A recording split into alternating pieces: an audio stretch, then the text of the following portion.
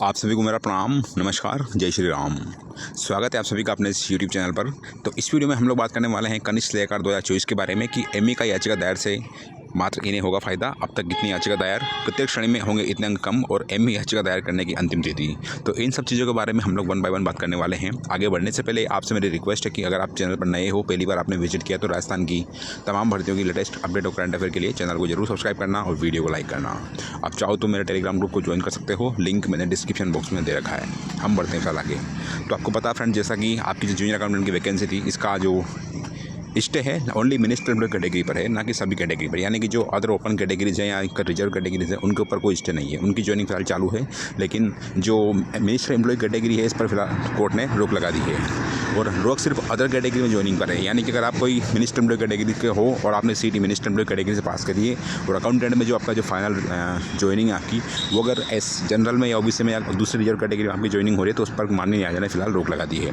लेकिन अगर आपने सीटी भी मिनिस्टर एम्प्लॉय कैटेगरी से पास करी, उसके बाद में अगर आपकी ज्वाइनिंग आपकी मिनिस्टर एम्प्लॉय कैटेगरी से अकाउंटेंट में हो रही है, तो फिर आपकी जो भर्ती प्रक्रिया है, मतलब कि आपकी ज्वाइनिंग प्रोसेस है, उसके ऊपर मान्य न्यायालय ने किसी तरह का कोई भी स्टे जो है नहीं दे रखा है। तो इतना आपको क्लियर होना चाहिए फ्रेंड्स कि स्टे ओनली जो अदर कैटेगरीज हैं मिनिस्टर एम्प्लॉय के अलावा, उसमें अगर मिनिस्टर एम्प्लॉय को ज्वाइनिंग मिलती है तो उसके ऊपर स्टे कोर्ट ने दे रखा है, ना कि पूरी भर्ती प्रक्रिया पर। ठीक है, बात करते हैं कि एमई याचिका से किन्हें फ़ायदा होगा, किन्हें फ़ायदा नहीं होगा। तो फ्रेंड्स, मिनिस्टर एम्प्लॉय जो याचिका लगाई है लोगों ने, इससे सिर्फ फ़ायदा उन लोगों को होगा जो कट ऑफ के आसपास हैं। ठीक है, यानी कि आपको पता है फ्रेंड्स कि बोर्ड ने भी अपना ऑथेंटिक डेटा कोर्ट में दे दिया है, लेकिन अभी ये बताना मुश्किल है फ्रेंड्स कि क्या वास्तव में होगा। तो मैं इतना बोलूँगा फ्रेंड्स, जो कट ऑफ के आसपास है, जिनके 2-5 नंबर कम हैं, ठीक है, एक्सपेक्टेड बता रहा हूँ फ्रेंड्स मैं आपको, ना कि एग्जैक्टली। इससे आपका जो फाइनल जो रिजल्ट है वो डिफरेंट भी हो सकता है, बट मुझे जो मेरे को नॉलेज है 2 से 5 नंबर आपके कम हो सकते हैं अगर आपने मिनिस्टर एम्प्लॉय कैटेगरी में याचिका दायर करी है। तो मैं वापस बोल दूँ फ्रेंड, इसकी कोई गारंटी नहीं है, क्योंकि इसका जो ऑथेंटिक चीज़ आएंगी, जब कोर्ट का फैसला आएगा उसी दिन ये कंफर्म हो पाएगा कि मिनिस्टर एम्प्लॉय की जो केस है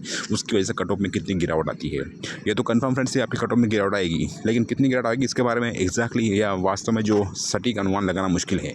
बट आप अल्टीमेटली 2 से 5 नंबर मान सकते हो। ठीक है फ्रेंड्स, इससे कम भी हो सकती है, इससे ज़्यादा भी हो सकती है, इसकी कोई गारंटी नहीं है। इतना मैं आपको कहना चाहता हूँ। ठीक है, बात करते हैं कि किन्हें फ़ायदा होगा फ्रेंड्स। तो मैं इतना ही बोलूँगा कि जो भी अपनी कैटेगरी में कट ऑफ से 1 या 2 नंबर कम है, जिसके फाइनल सिलेक्शन से, या 2-5 नंबर कम है, ठीक है, ये हालांकि कोर्ट के फैसले पर डिपेंड करेगा कि माननीय न्यायालय का फैसला क्या आता है, किसके पक्ष में आता है, उस पर डिपेंड करेगा।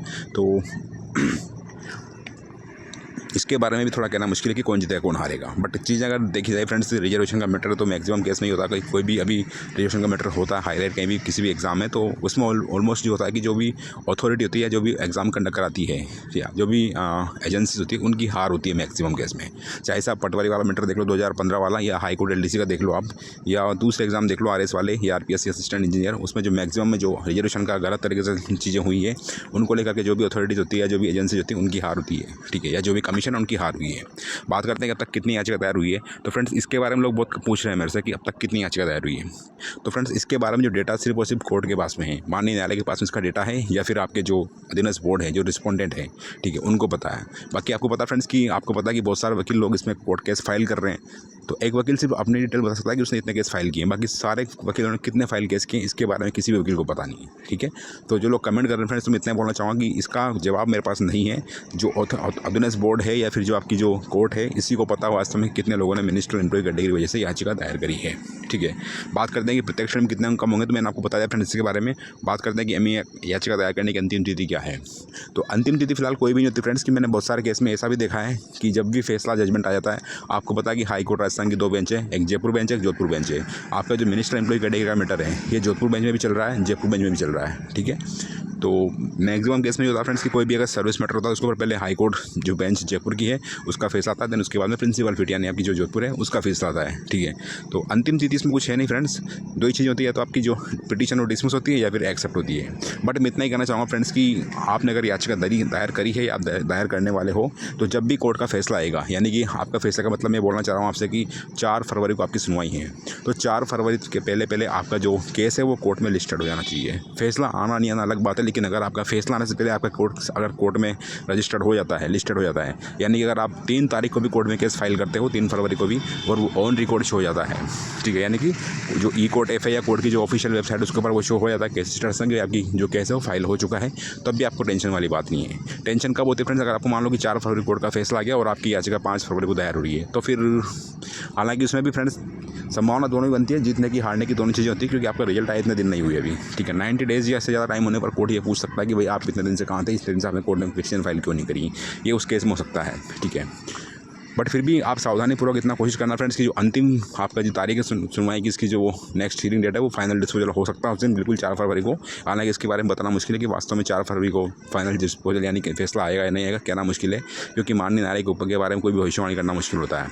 आपने देखा होगा बहुत सी बार आपका जो पंकज कुमार वाला मैटर था, उसमें बहुत सी बार ये था फ्रेंड्स की आपके जो सुनवाई का नंबर कोर्ट में नहीं आया था, मतलब सुनवाई में भी आपकी जो हियरिंग में भी आपका नंबर नहीं आ पा रहा था, तो डेट पे डेट मिली जा रही थी। तो ऐसा बहुत सी बार होता है। तो ये कहना कि 4 फरवरी को आपका फैसला आ जाएगा, इसकी कोई गारंटी नहीं है। हो सकता है आपका नंबर ही नहीं आए, या फिर कोई पार्टी या फिर जो भी चीज़ें हैं, क्योंकि अभी आपके जो रिस्पोंडेंट उनसे जवाब मांगा गया है, वो अपना कोर्ट में जवाब पेश करेंगे, उसके बाद में चीज़ें प्रोसेस होंगी। तो 4 फरवरी को फैसला आने की थोड़ी उम्मीद कम है फ्रेंड्स, इतना मैं कह सकता हूँ, ठीक है, क्योंकि नया केस आपका लिस्टेड हुआ है और 1-2 महीने उसका जजमेंट आना मुझे लगता है कि आएगा। आपने भी आंसर की वाला मैटर देखा होगा आपका अकाउंटेंट का, आंसर की वाले मैटर में अभी भी चीज़ें क्लियर नहीं हो पा रही कि कौन जीतेगा कौन हारेगा।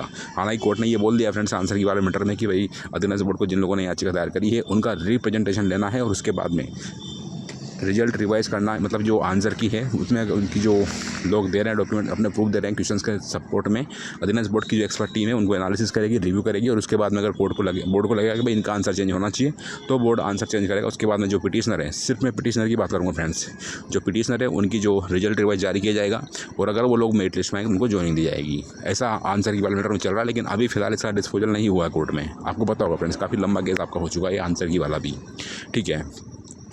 तो मैं इतना ही कहूँगा फ्रेंड्स कि फिर भी आप सावधानीपूर्वक अपना जो केस है वो 4 फरवरी के पहले लिस्टेड करवा लें, मतलब कि आपका नाम ऑनलाइन 4 फरवरी के पहले शो हो जाना चाहिए, वरना फिर बाई चांस अगर 4 फरवरी को फैसला आया था उसके बाद में वकील को भी भारी पड़ता केस को डील करना, ठीक है। हालांकि इतना बड़ा मैटर नहीं है, मैंने बहुत सारे केस ऐसे देखे हैं जिसमें फैसला आने के बाद में भी लोग पिटीशन फाइल करते हैं और सेम जजमेंट लेकर आते हैं जो ऑलरेडी जजमेंट हुआ है, ठीक है।